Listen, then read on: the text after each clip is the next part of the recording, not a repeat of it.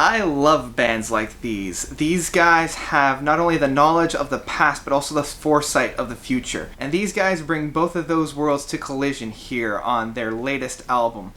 And it actually surprised me.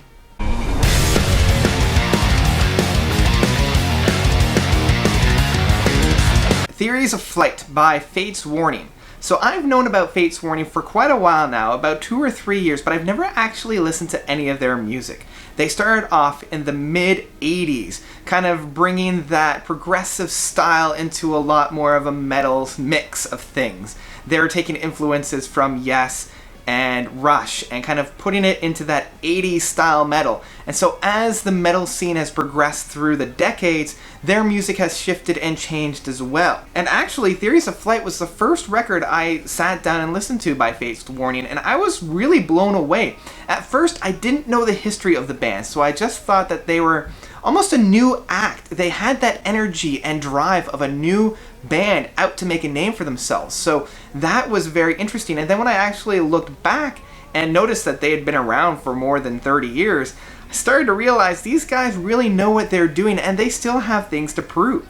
Now, because I'm so new to Fates Warning, I don't really have too much to compare it to in their previous releases, which might actually be a good thing, as I don't really have any of those preconceived notions of what they should sound like. It almost reminded me of that same kind of passion that I felt with that mid-career of Dream Theater. That was the first kind of real thought I had while listening to this band. So after listening to this album a couple of times, I can honestly say the real star performer, and the one that blew me away, was the drummer of Bobby Jar's Zombak.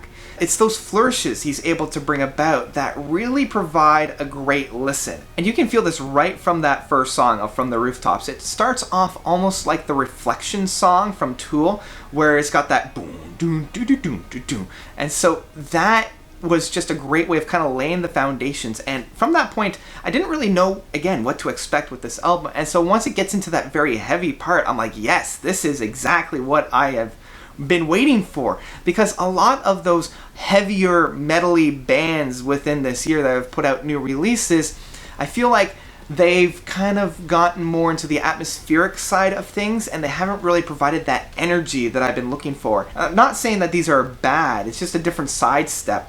And I've been really craving for that very energetic metal that a lot of these other bands haven't really fulfilled that itch for me. So with this one song of From the Rooftops, it just hit the ground running, and even those flourishes near the end of the song, it just provided such a great treat.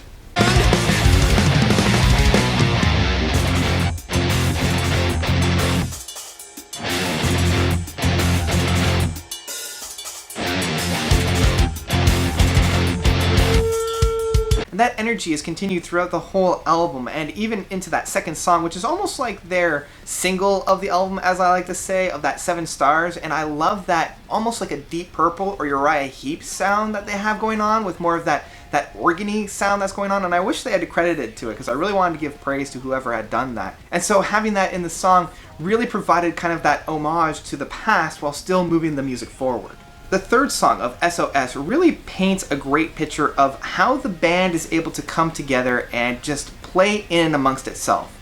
The two guitarists of Jim Mathos and Frank Azartes really play very, very well together, while one is doing the chugging and kind of keeping the beat going with the main drumming there, and the other one is allowed to just kind of do their flourishes and provide more of that, extra colors that are going through. The light shade of things, it's one of the longer tracks, and unfortunately for me, it doesn't really go anywhere. These guys definitely are able to shine within the heavier aspects of things, and when they tried their hand at more of a mellow track, it didn't quite hit as well, and unfortunately, because the song is so long, it does bog down the album listening as a whole. But this being said, the next two songs of White Flag and The Stars Our Eyes Have Seen, it's weird because these two songs are almost interchangeable, and for me, there's not too much of a differentiation between the two to really warrant two songs being made. White Flag is definitely that really hard-hitting and really metally track, and like Stars Our Eyes Have Seen, is a little bit more withdrawn. So I think if they took the best aspects of both of these songs and kind of shoved them into one, it would have been a really, really good treat. For example, that second last song, and my personal favorite song on this album, of The Ghosts of Home. This song reminds me very much of like a great misdirect from Between the Buried and Me. Just that guitar work, and that guitar work is just beautifully played. I'm not quite sure which of the two guitarists wrote and played that particular piece. My hat goes off to him, because being able to capture the technical playing of that particular piece over and over again, it's really hard to do, and these guys are not young chaps, so being able to do that at this stage of the game is just phenomenal.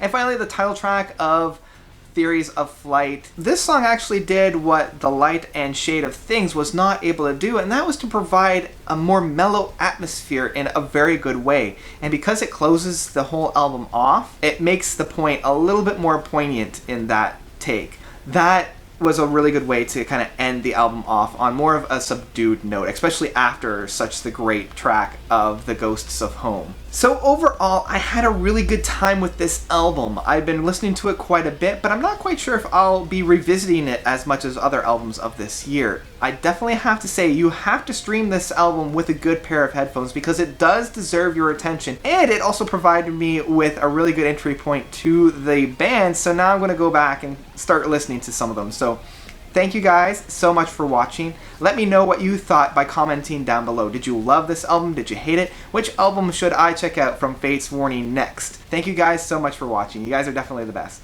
And until next time, notes out.